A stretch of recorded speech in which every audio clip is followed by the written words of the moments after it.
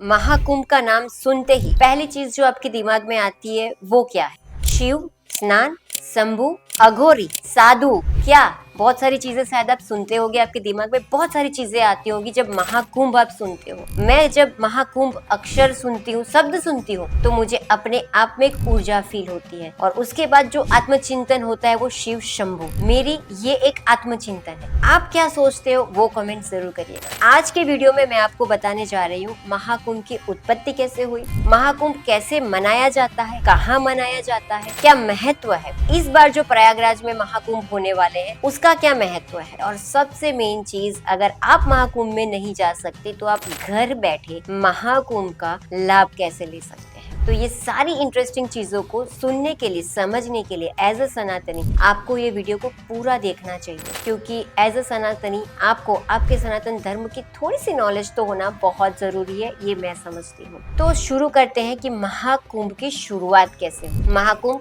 कैसे मनाया जाता है। आपने पौराणिक कथा तो सुनी होगी, एक ऐसी पौराणिक कथा जो हम सब जानते हैं। एक बार देव और दानवों के बीच में महायुद्ध हुआ था, यानी समुद्र मंथन हुआ था। समुद्र मंथन में बहुत सारी चीजें निकली थी, उसमें से एक जो बहुत महत्वपूर्ण चीज निकली थी वो था अमृत कलश, जिसके लिए देव और दानवों में युद्ध हुआ था कि कलश जो निकला है, अमृत पात्र, वो किसके हिस्से जाए, क्योंकि देव गण बहुत अच्छे से जानते थे कि यदि दानवों के हिस्से अमृत पात्र चला गया तो पृथ्वी के लिए वो बहुत ही नुकसान यानी कि हानिकारक होगा, क्योंकि यदि दानव अमर हो जाते हैं तो पृथ्वी पे अराजकता और शैतान, जो हम कहते हैं दानव प्रकृति का ही राज होगा। ये बहुत भली भांति जानते थे देवगण। तो इस चीज से बचने के लिए विष्णु जी ने मोहिनी स्वरूप का अवतार लिया, और मोहिनी स्वरूप का अवतार लेने के बाद विष्णु जी ने देव और दानवों को कहा कि वो बारी बारी से देव और दानवों को अमृत पान करवाएंगे। ये विष्णु जी की मोहिनी स्वरूप की एक चालाकी थी, जिससे कि सारा अमृत देवों को चला जाए। इसके साथ साथ एक और दंत कथा जुड़ी है, राहु और केतु की उत्पत्ति कैसे हुई, वो भी यही कथा पे आधारित है, तो मैं वो भी आपको बताऊंगी। जब मोहिनी स्वरूप में विष्णु जी सारे देवताओं को अमृत पान करवा रहे थे, तब दानव, जो एक दानव था, उन्होंने सोचा कि ये सारा अमृत पात्र खाली हो जाएगा और दानवों के हिस्से कुछ नहीं आएगा, तो वो चोरी छुपी जहाँ पे देवतागण थे वहां पे जाके वो बैठ गए। ये उनकी चालाकी विष्णु जी के नजर में आ गई, और विष्णु जी ने थोड़ा सा जब अमृत दिया तो थोड़ा सा अमृत वो दानव के जीभ पे लगा। तभी विष्णु जी समझ गए कि ये देवगण नहीं है, और तुरंत विष्णु जी ने वो दानव का सिर काट दिया। सिर काट दिया, लेकिन जो अमृत था वो उनकी मुख में था, गले के नीचे नहीं उतरा था। तो जो मुख में था, जब वो उनका धड़ उन्होंने विच्छेद कर दिया अपने सुदर्शन चक्र से, वो अमृत ऑलरेडी पी चुका था, तो वो एक तरीके से देवगण में आ गए थे।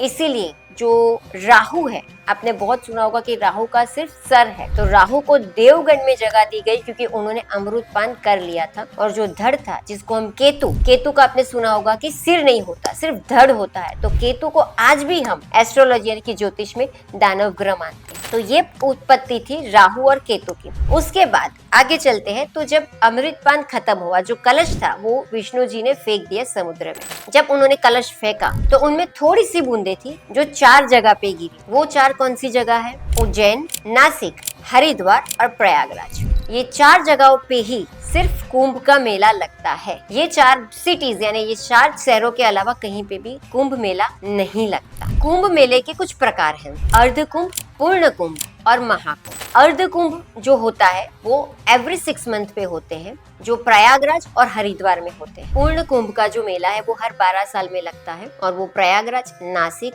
उज्जैन और हरिद्वार में लगता है। उसके बाद जो आता है महाकुंभ। महाकुंभ जो इस बार आया है प्रयागराज में, वो 144 साल के बाद आया है। जो 144 साल के बाद मनाया जाएगा वो भी प्रयागराज में जो इस बार आया है। इसका महत्व बहुत सारा है, और इस बार जो महाकुंभ है प्रयागराज में, मेन पॉइंट्स क्या है, तो वो है, अगर आप ये प्रयागराज में जाते हैं या फिर नहीं भी जा पाते हैं, तो पितृ शांति, इस बार जो पितृ शांति है वो बहुत महत्वपूर्ण है प्रयागराज में। अगर आप महाकुंभ में जाना चाहते हैं, नहीं भी जा पाते हैं, तो आप पितृ शांति जरूर करवाइए, क्योंकि इस साल जो प्रयागराज में 144 साल के बाद जो संयोग बना, उसमें पितृ शांति की एक विशिष्ट पूजा बताई गई है, वो जरूर करवाइए। करवाइए। वहाँ पे जाके पितृ नड़तर जिसको बहुत लंबे समय से, या फिर पितृ नड़तर है जिसकी वजह से पैसों की किल्लत है या फिर शारीरिक परेशानी है, ये सारी अगर आपको दिक्कतें हैं तो पितृ शांति इस बार जरूर करवाइए। दूसरा चीज आप पूछोगे कि मैम अगर हम नहीं जा पाए तो क्या करें। अगर आप प्रयागराज नहीं जा पा रहे हैं इस महाकुंभ में तो भी बिल्कुल चिंता करने की जरूरत नहीं है। आप यहाँ पे कुछ अच्छे ब्राह्मण के पास भी पितृ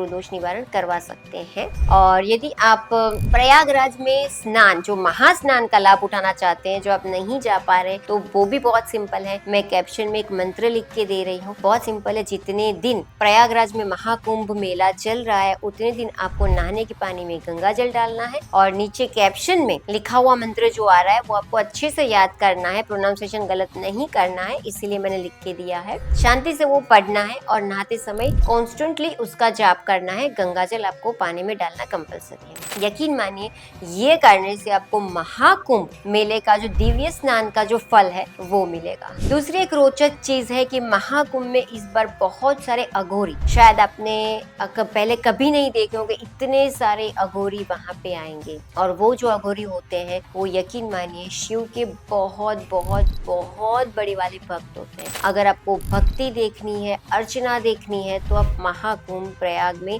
जरूर जाइए। अगर आप नहीं जा पाते थे तो बहुत सारे अभी सोशल मीडिया है, उनका टेलीकास्ट होगा, उनके दर्शन जरूर करिए। एक दिव्य अनुभूति आपको होगी। अगर आप वहाँ पे जाते हैं तो जरूर से वो एक और ही एक दिव्य अनुभूति वाला होगा, जहाँ पे आपको ऐसी दिव्य आत्माएं भी मिलेंगी जो आपके लाइफ को यूं चेंज कर सकती है। तो इस महाकुंभ की थी ये कुछ रोचक जानकारियां। ऐसी बहुत सारी रोचक जानकारियां और रेमेडीज हमारे पेज पे उपलब्ध है। अगर आपने फॉलो नहीं किया है तो जरूर से फॉलो कर लीजिए, सब्सक्राइब नहीं किया तो सब्सक्राइब कर लीजिए। और आप क्या इंटरेस्टिंग चीजें और जानना चाहते हैं आप कमेंट में जरूर लिखिए, हम उसके ऊपर वीडियो बनाने का प्रयत्न जरूर करेंगे। जय श्री कृष्णा, राधे राधे।